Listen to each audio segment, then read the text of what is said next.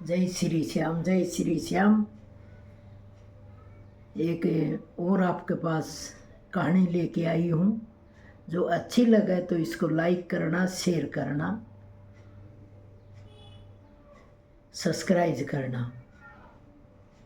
एक किसान की कहानी है। तो एक किसान के पास एक ही बैल था। दूसरा बैल वो दूसरे किसान से मांग के लेके आया करता, और जिनका नाम था रामू और श्यामू। तो उसने जो है, रामू ने श्यामू से बैल मांगता था, और वो बैल जो है जितना दिन वो उसको काम में लिया करता, तो उसकी फसल, वो आधी फसल उसको श्यामू को दिया करता। तो जैसे ही बुआई का समय आया तो रामू गया श्यामू के पास, भाई तेरा बैल दे दे। उसने एक बीमार सा बैल दे दिया। बीमार बैल दे दिया तो उसने जाके बैल जोता। बैल जोतती थोड़ी ज़मीन जोतने के बाद, और वो बैल ज़मीन पर गिर गया। ज़मीन पर गिरते ही बैल उसने हाथ लगा के देखा तो बैल तो मर गया। वो रामू जो है दौड़ा दौड़ा श्यामू के पास गया।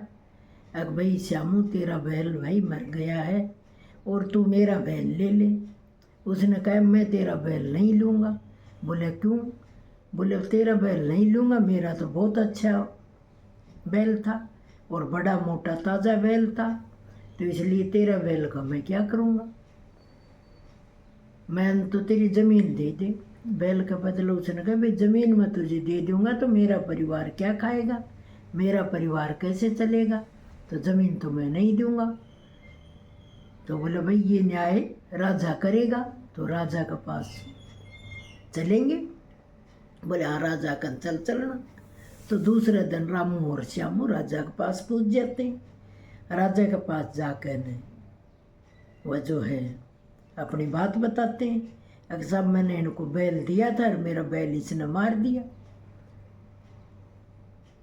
तो बोला फिर कि मैं ये कहता हूँ भाई मेरा बैल मर गया तो तू मेरे को ज़मीन दे दे तेरी। फिर उसने श्यामू से पूछी कि बता भाई। बोले महाराज मैं इसको मेरा बैल देना चाह रहा हूँ और ये मेरी ज़मीन लेना चाह रहा है, तो मैं ज़मीन इसको दे दूँगा तो मेरा परिवार क्या खाएगा, मेरा गुजारा कैसे चलेगा, तो इसलिए ये अपना बैल, मेरा बैल ये ले ले और मेरा कोई इतराज़ नहीं है। तो बोले भाई सही कह रहा है, पर ये ज़मीन भी दे देगा तो ये इसका परिवार क्या खाएगा, तो ये ज़मीन तो भाई तेरे को रामू नहीं मिलेगी। तो बोले नहीं महाराज ये मेरे साथ अन्याय होगा। तो उसने कहा हाँ भाई ये भी सही है, तेरा बैल भी मरा है तो तेरा नुकसान भी हुआ है। तो राजा नया राजा बना था, उसने कहा भाई मैं न्याय भी अच्छा करूँगा। तो क्यों न्याय अच्छा करूँगा तो सारे राज्य में ये रहेगा कि मैंने न्याय अच्छा किया है। तो बड़ा सोच विचार में पड़ गया, और भाई इसकी जो ज़मीन जाती है तो इसका भी परिवार भूखा मरेगा और नुकसान तो इसके भी हुआ है, इसका बैल मर गया। फिर बोला भाई ठीक है, मैं आप लोगों से एक प्रश्न पूछूंगा और उस प्रश्न का जवाब तुमने दे दिया तो वो फैसला तुम्हारा को मान्य होगा, वो उसी को मतलब सारी ज़मीन बैल उसी को मिलेगा। बोले ठीक है महाराज, जो तू फैसला करेगा वो हमें मंजूर है।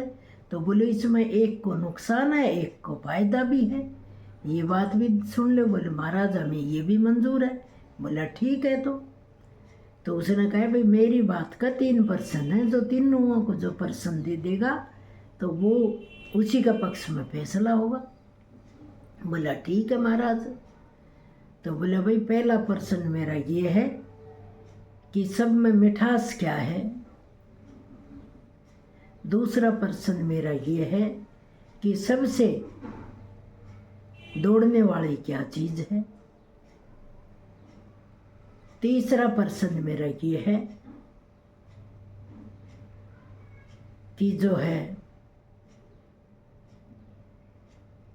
माया क्या है। तो बोला ठीक है महाराज। तो वो बात सुनकर न दोनों जने हैरान हो गए।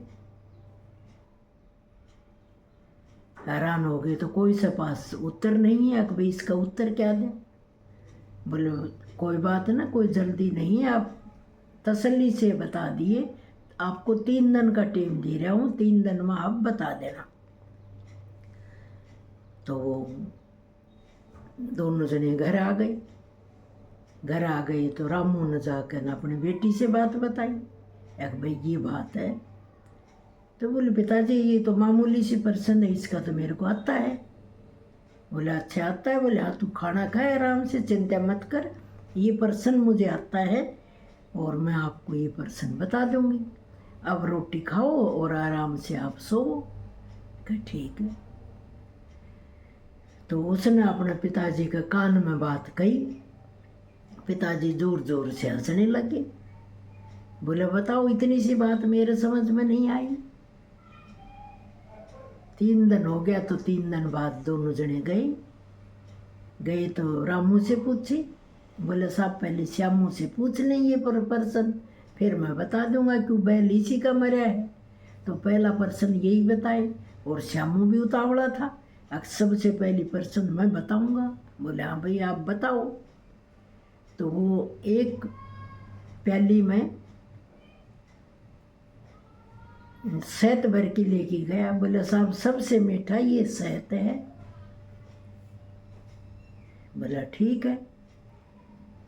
और एक साथ घोड़ा लेके गया कि साहब सबसे तेज दौड़ने वाला ये मेरा घोड़ा है, चेतक घोड़ा है ये, चाहे आप दौड़ा के देख ले, सबसे तेज ये घोड़ा दौड़ता है।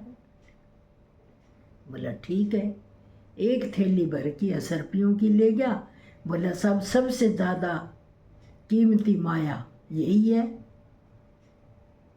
तो राजा इस बात को सुनकर नाराज हो गया। बोला तू मुझे रिश्वत देना चाहता है, तू मुझे रिश्वत दे रहा है, तेरे को जेल में डाल दूंगा मैं। तो उसने कहा महाराज क्षमा महाराज, क्षमा महाराज। फिर उससे पूछा कि भाई अब रामू तू अपना प्रश्न बताए, तूने क्या प्रश्न है तेरा। उसने कहा साहब सबसे पहले 1 नंबर आपने बताया कि सबसे मधुर क्या चीज़ है। तो सबसे मधुर चीज़ है ज़बान। जो हम अच्छा बोलेंगे तो वो ज़बान घोड़े भी चढ़ा देती है और घोड़े भी उतार देती है। बोला बहुत बढ़िया। और सबसे ज़्यादा तेज दौड़ने वाला हमारा है दिल, दिमाग। वो कहीं से कहीं चला जाता है, सेकंडों में कहीं के हमारा कहीं जाता है, कुछ भी सोच लेता है। तो सबसे तेज है हमारा दिमाग। राजा बड़ा प्रसन्न हुआ। और तीसरी आपने बताई माया, कि माया क्या होती है। तो सब तीसरी चीज है माया धन, हमारी इज्जत। हमारी इज्जत है तो हमारे साथ माया धन सब है। इज्जत ही जिस इंसान की नहीं है तो वो कुछ भी नहीं है। तो राजा खड़ा होकर न और राजा ने ताली बजाई कि बहुत बढ़िया, बहुत बढ़िया, बड़ा अच्छा जवाब आपने दिया। और मेरी तीनों बातों का यही जवाब था। तो राजा बड़ा प्रसन्न हुए। तो श्यामू से उसने कहा अब श्यामू अब तुझे ना तो ज़मीन मिलेगी ना तेरा बैल मिलेगा, और जो तू मेरे लिए लेके आया है वह इसको रामू को दे। पोटली भरे पैसों की भी, थैली भरी पैसों की भी रामू को दिलवा दी, घोड़ा भी रामू को दिलवा दिया। और राजा ने भी उसको इनाम दिया। अक भाई बहुत बढ़िया। फिर राजा ने कहा भाई आप इस बात का उत्तर जानते तो आप मुझे उसी दिन बता देते, ये उत्तर आपको भी नहीं आता। तो उसने कहा महाराज आप सही कह रहे हो, ये उत्तर का मुझे भी नहीं पता था, पर मेरी बेटी ने मुझे ये बताया। अक भाई ये अच्छा, आपकी बेटी तो बड़ी होशियार है। तो बोला ठीक है महाराज, बड़ी होशियार है मेरी बेटी। तो बोले ठीक है, तो अब मेरा भी एक प्रश्न है, अपनी बेटी को जाकर एक प्रश्न और पूछना तुम्हारी बेटी से।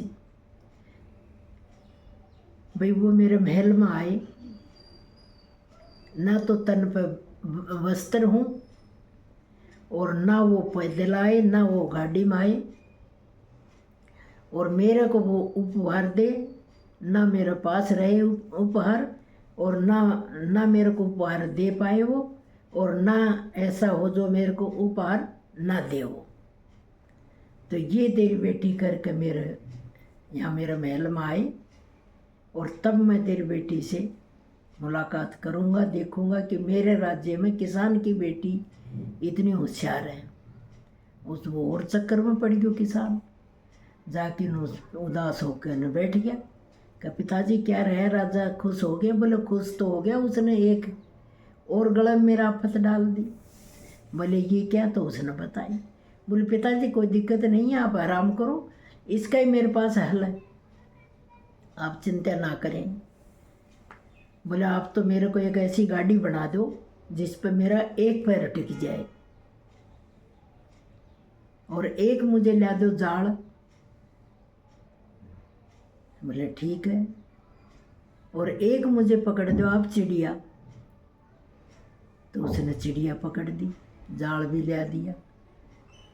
तो लड़की ने मतलब जो है अपना तन जो ढकने वाला था वो तन तो ढक लिया, और बाकी नंग रह गई। जाल से उसने अपना शरीर ढक लिया, और जाल में चिड़िया पकड़ ली। और वो गाड़ी उसके पिताजी ने बनाई थी, तो एक पैर टेकती, एक पैर उसके ऊपर पहिए पर, एक पैर जमीन में टेकती हुई महल में प्रवेश कर गई।